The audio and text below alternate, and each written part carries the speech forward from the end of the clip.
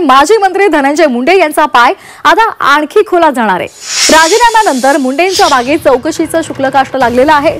कृषी विभागातील घोटाळ्याची ईडीकडे तक्रार करण्यात आली आहे।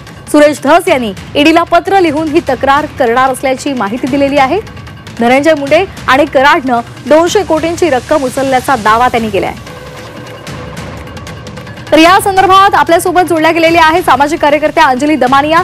अंजलीताई, आपण पाहतोय माजी मंत्री धनंजय मुंडे यांचा पाय आता आणखी खोलात गेलेला आहे।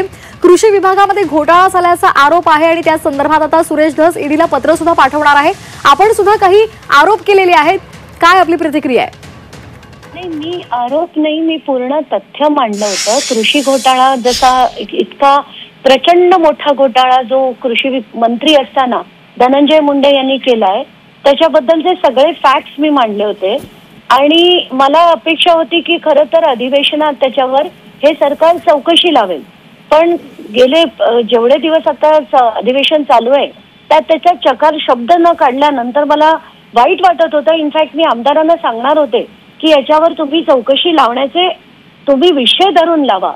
पण आज जर सुरेश दास म्हणत असतील की त्यांनी ईडीला आता पत्र लिहिलंय किंवा लिहिणार आहेत तर त्याचं मी स्वागत करते।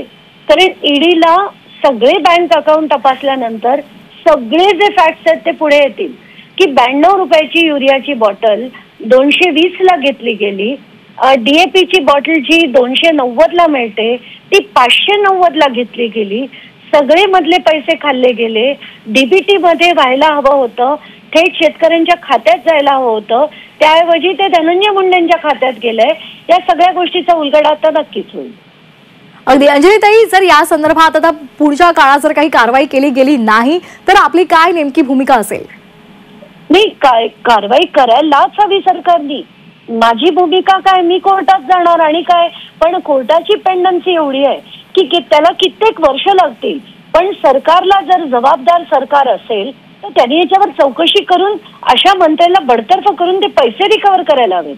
आणि आता बास झालं की आपण कोर्टात जायचं, आपण लढत राहायचं आणि हे इथे आरामात बसत राहतील। कारण आपण बघतो कोर्टात कधी कधी 30-40 वर्ष लागतात, मीही मरून जाईन तेही मरून जातील, पण त्यातनं काही साध्य होणार नाहीये।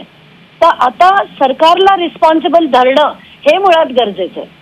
अगदी अंजलीताई, आपण कृषी विभागातल्या किंवा इतर घोटाळ्यांसंदर्भात काय नेमके कागदपत्राचे पुरावे कुणाकुणाकडे सुपूर्द केले? मी हे सगळे पुरावे धनंजय मुंडेंविरुद्ध मी ऑफिस ऑफ प्रॉफिट म्हणा, त्यांच्या कंपनीचे डिटेल म्हणा किंवा कृषी घोटाळा म्हणा सगळ्यांना दिला। SP, DYSP, म्हणजे ऍडिशनल ADG, नंतर DG, CM, अजित पवार सगळ्यांकडे दिले। अगदी मी चीफ जस्टिसना देखील पत्र लिहिले।